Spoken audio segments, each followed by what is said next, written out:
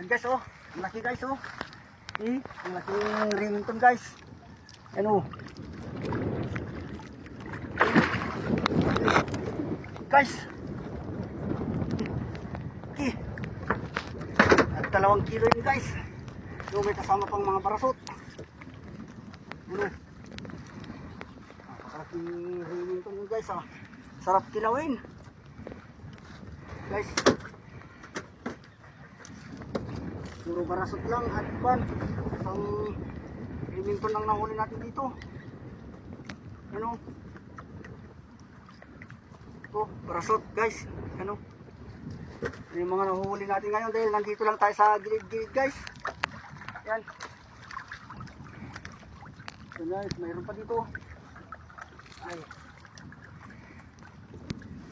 Yan guys.